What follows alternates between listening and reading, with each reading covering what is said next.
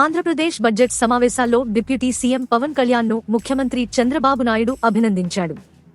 నేటి అసెంబ్లీ సమావేశాల్లో ముఖ్యమంత్రి చంద్రబాబు ప్రసంగించారు. ఏపీలో స్వచ్ఛాంధ్రప్రదేశ్ కార్యక్రమాన్ని ప్రతిష్టాత్మకంగా తీసుకుని నిర్వహిస్తున్నామని చెప్పారు. ప్రతి 3వ శనివారం స్వచ్ఛాంధ్రప్రదేశ్కు కేటాయించామని, పరిశుభ్రంగా ఉండే ప్రతి నియోజకవర్గానికి అవార్డులు ఇస్తామని అన్నారు. ఇవాళ పంచాయతీరాజ్ శాఖ మంత్రి పవన్ కళ్యాణ్ను మనస్ఫూర్తిగా అభినందిస్తున్నా.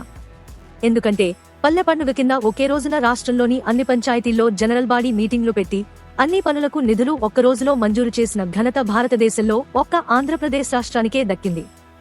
గతంలో ఇలాంటి కార్యక్రమాలు ఉన్నా అవి అప్పుడప్పుడు చేసేవాళ్లు. కాని పవన్ బ్రహ్మాండంగా నాయకత్వం వహించి ముందుకు తీసుకెళ్తున్నారు. అది అందరికీ స్ఫూర్తిదాయకం. గతంలో ఫైనాన్స్ కమిషన్ డబ్బులన్నీ డైవర్ట్ చేశారు. ఆ డబ్బులు తిరిగి చెల్లించి సెకండ్ ఇన్స్టాల్మెంట్ తీసుకువచ్చిన ఘనత పవన్కే చెల్లింది. ఇప్పుడు పంచాయతీ శాఖను బలోపేతం చేసే బాధ్యతను తీసుకున్నారు. అన్నీ బాగానే చేస్తున్నారు, కానీ ఇంకా రోడ్ల విషయంలోనే కొంచెం అసంతృప్తి ఉంది. ఏ విధంగా చేయాలో ఆలోచిస్తున్నట్టుంది. ఫర్వాలేదు, సంకల్పం ఉంటే మార్గాలుంటాయి. మనం కలసికట్టుగా కృషి చేద్దామంటూ చంద్రబాబు వివరించారు. తాజా సమాచారం కోసం లైక్ చేయండి, ఛానల్ను సబ్స్క్రైబ్ చేయండి.